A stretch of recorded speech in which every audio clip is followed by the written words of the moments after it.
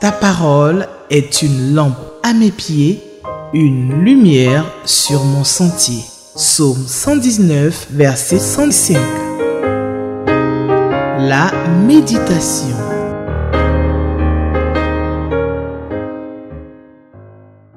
Bien-aimés en Christ, recevez mes salutations fraternelles. Vous êtes heureux car Dieu vous a donné la capacité de reconnaître sa voix familière, la voix familière du bon berger, qui sait nous conduire dans les verts pâturages, là où nous ne manquons de rien, là où nous ne craignons aucun mal.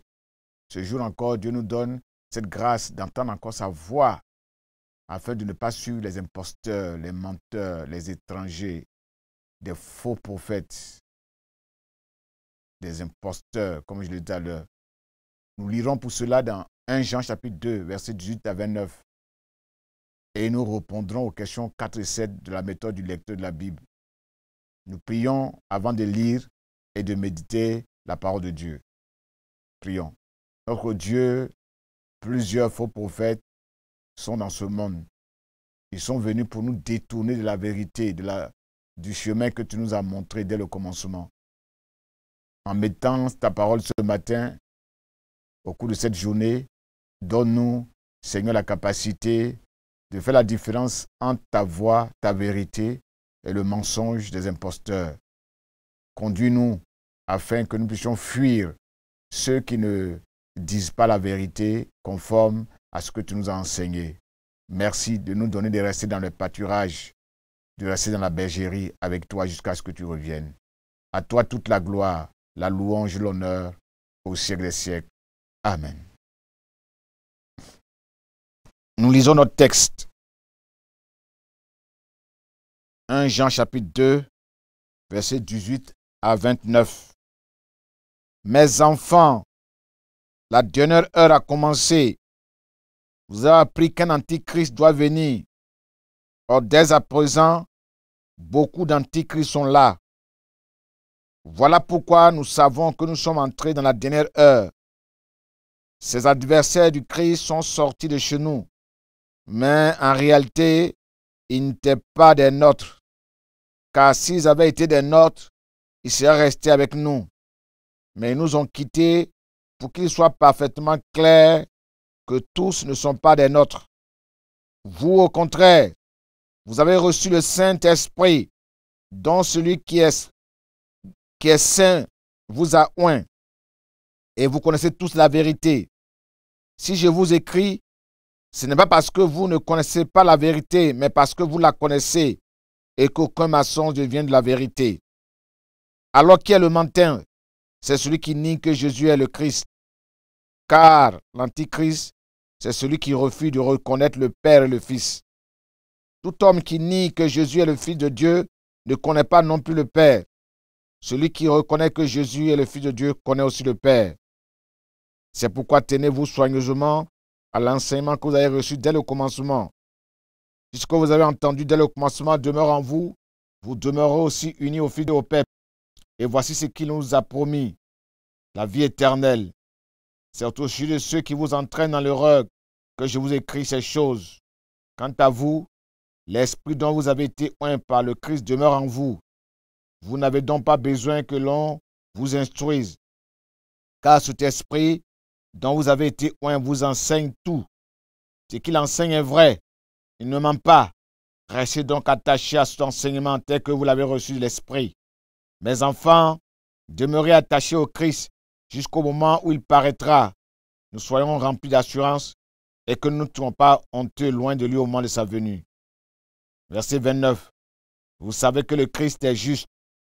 Reconnaissez par conséquent que tout homme qui accomplit ce qui est juste est né de lui.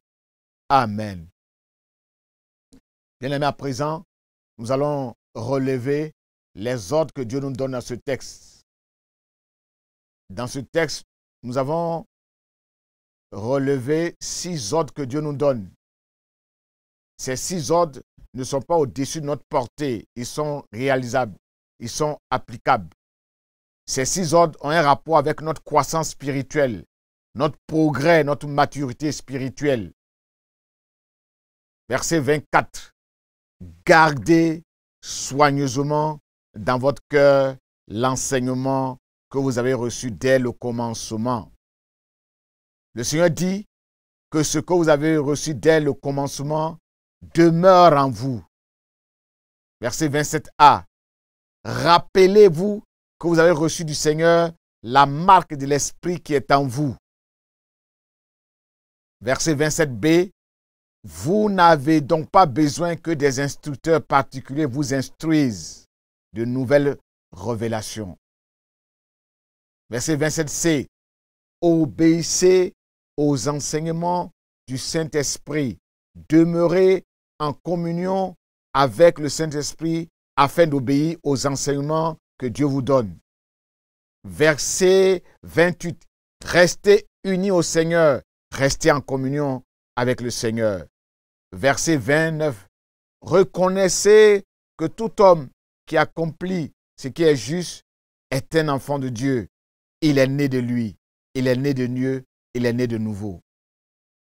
Nous allons bien aimer mettre en évidence les vérités bibliques contenues dans ce texte. La question numéro 7. Versets 18 à 29. Mes enfants, la dernière heure a commencé. La position spirituelle de l'apôtre Jean, son autorité spirituelle lui confère le titre de père de l'Église. Cela lui donne l'autorité à appeler ses destinataires de ses lettres apostoliques mes enfants, comme Dieu le ferait, démontrant ainsi l'affection qu'il leur porte et le souci de les voir demeurer dans la victoire, attachés à Jésus le cep, la vérité éternelle, celle de Dieu le Père. Mes enfants nous rappellent que nous appartenons à Dieu le Père, que nous dépendons de lui. Un antichrist doit venir. Oh, beaucoup d'antichrists sont déjà là, sous plusieurs formes. Cela montre que nous sommes dans la dernière heure, à la fin des temps. Comme un bon père qui sait enseigner ses enfants, l'apôtre Jean nous rappelle les dangers que nous courons en ces temps de la fin. Il nous rappelle les œuvres de l'antichrist et des antichrists. L'apôtre Jean démontre comment les reconnaître. Il dit, ils rejettent la vérité. Ils sont menteurs. Ils n'aiment pas la vérité. Ils aiment le mensonge. Ils s'opposent à Dieu. Ils s'opposent à Jésus-Christ. Ils sont adversaires de Dieu. Ils sont adversaires des enfants de Dieu. Ils ne reconnaissent pas que Jésus-Christ soit le Fils de Dieu, qu'il a été oint par Dieu pour venir sauver l'humanité, pour annoncer une bonne nouvelle aux hommes perdus. Ils ne reconnaissent pas aussi que Dieu soit le Père de Jésus et qu'il soit aussi le Créateur du ciel et de la terre. En effet, bien-aimé, celui qui ne reconnaît pas le Fils ne reconnaît pas aussi le Père, car les deux sont intimement liés. Ils sont unité indissociable. Jésus disait, Père, tu vis en moi et moi je vis en toi. Jean 18, 21. Jésus a dit à Philippe, celui qui m'a vu a vu le Père. Jean 14, verset 9. Ces adversaires sont sortis de chez nous. Ils n'étaient pas vraiment convertis. Ils avaient l'apparence de la piété, mais ils en régnaient ce qui en fait la force, le Saint-Esprit. Ils ne partageaient pas les mêmes valeurs, les mêmes convictions que nous. Au milieu de nous, ils n'étaient pas à l'aise. C'est pour cela que dès que l'occasion a été trouvée, ils sont sortis du milieu de nous et ils ont épousé les valeurs du diable. La dernière heure commence. Les moments décisifs de l'histoire humaine ont commencé. Le temps des premières douleurs de l'enfantement ont commencé. Des temps difficiles, des temps compliqués, tant sur le plan spirituel, sur le plan moral qu'économique et climatique. Temps où la foi vacille, l'amour du plus grand nombre est en train de se refroidir. Tant de reniement, tant d'apostasie, d'abandon de la foi, tant de séduction, tant de faux docteurs, de faux prophètes qui égarent les gens par leurs enseignements farfelus, démoniaques, qu'à nier le Christ, que nier que Christ soit le Fils de Dieu est un enseignement démoniaque. Vous donc, vous avez reçu le Saint-Esprit. Vous connaissez la vérité pour demeurer fidèle à Dieu. Vous n'avez pas donc besoin que des instructeurs particuliers, des prophètes des temps modernes viennent vous instruire, vous faire des révélations nouvelles, des révélations sensationnelles. En effet, l'Esprit que le Père nous a envoyé a pour mission de nous enseigner toutes choses, toute la vérité, de nous aider à les comprendre, nous les rappeler afin de les mettre en pratique, de rendre témoignage de Jésus-Christ, notre Sauveur, comme étant le seul chemin, la seule vérité qui mène à Dieu, qui mène à la vie éternelle. Il vous annoncera ce qui doit arriver. Jean 14, Jean 15, Jean 16. Car nous avons reçu l'Esprit du Seigneur, nous possédons la pensée de Christ. 1 Corinthiens 2, verset 16. C'est pourquoi, bien-aimés, à cause du Saint-Esprit qui nous a été donné, nous n'avons plus besoin de nouveaux instructeurs, de nouvelles révélations. Car dans la nouvelle alliance, par le Saint-Esprit, Dieu inscrit sa loi dans nos cœurs et grave au plus profond de nous-mêmes sa vérité. Nous n'avons plus besoin de nous enseigner l'un et l'autre en répétant à chacun son compagnon ou à son frère.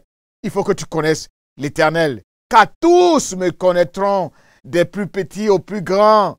Jérémie 31, verset 31 à 34. Oui, bien-aimés, l'apôtre Pierre nous dit que Dieu, dans sa puissance et dans son amour pour nous, il nous a donné gratuitement tout ce qu'il faut, tout ce qui est nécessaire pour rester attaché à Dieu, pour accéder à la vie véritable, pour accéder à la vie éternelle. 2 Pierre 1, verset 3. Pour rester fermement en communion avec le Père et le Fils, pour rester au bénéfice de la promesse de Dieu, la vie éternelle. L'apôtre Jean nous demande de garder soigneusement dans nos cœurs l'enseignement que nous avons reçu dès le commencement. Un auteur disait que Dieu nous a donné sa parole, non pour nous remplir seulement de connaissances intellectuelles, mais c'est pour la pratiquer, c'est pour la vivre, c'est pour qu'elle nous transforme.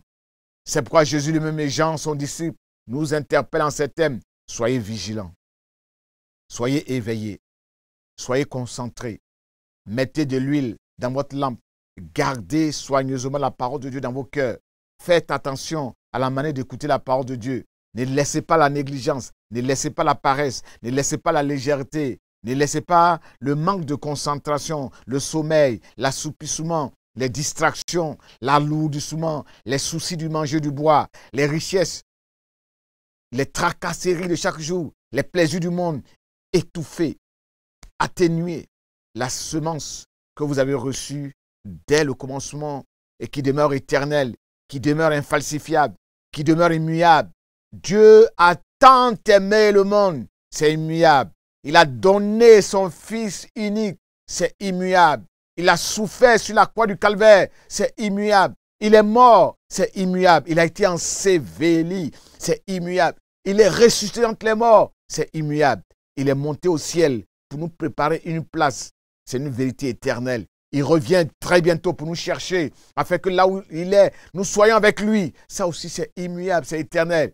Il jugera très bientôt ce monde corrompu. Ça, c'est la fin. C'est immuable. 4 promesses sont rattachées, bien-aimés, au fait de garder soigneusement l'enseignement de Jésus, de rester attaché au sceptre, au tronc de Jésus, qui nous donne la sève pour vivre correctement, pour vivre sainement. Vous produirez de bons fruits. Vous produirez des fruits abondants. Deuxièmement, vous abstiendrez de tout ce qui est sale, ce qui est impur, pour vivre dans la victoire et dans la sainteté.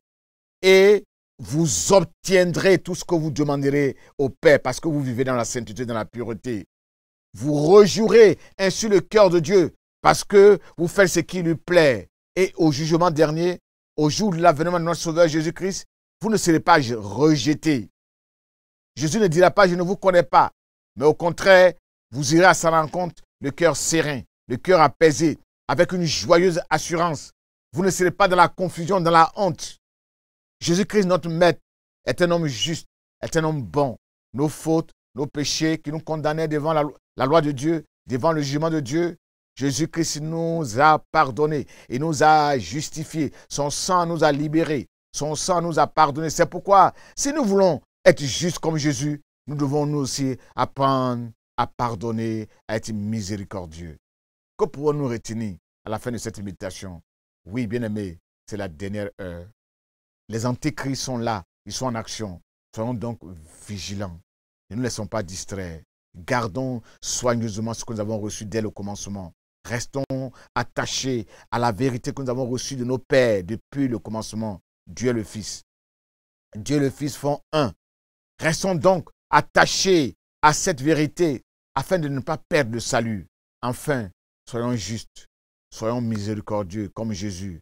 Si nous sommes vraiment nés de nouveau, faisons comme Jésus, vivons comme Jésus-Christ. Gardons ses lois, gardons ses commandements, faisons sa volonté. Prions bien-aimés. Notre Dieu et notre Père, nous te bénissons parce que chaque jour, tu ne cesses de nous avertir. Tu as dit que quand tu monteras vers le Père, tu nous enverras le Saint-Esprit. Le Saint-Esprit nous rappellera ce que tu nous as enseigné. Et ce que tu nous as enseigné est immuable. Tu es le Fils de Dieu que Dieu nous a envoyé pour nous sauver, pour nous libérer, pour nous guérir, pour nous transformer, pour nous réconcilier avec le Père. Tu reviens bientôt. C'est une réalité. Donne-nous de ne pas perdre ces notions, ces vérités. Donne-nous de rester attachés à toi, le cep, pour nous communiquer la vie, la semence de Dieu, afin que nous restions dans la victoire, afin que toi, tu sois honoré, que tu sois heureux de nous voir vivre comme tu veux, être le sel et la lumière de ce monde. Garde-nous dans ta présence. Donne-nous de ne pas écouter la voix des menteurs, des imposteurs. Donne-nous de rester dans ta maison. Merci Seigneur. Béni soit ton nom. Garde ta parole dans nos cœurs. Au nom de Jésus. Amen. Ta parole est une lampe à mes pieds, une lumière sur mon sentier. Psaume 119, verset 105. La méditation.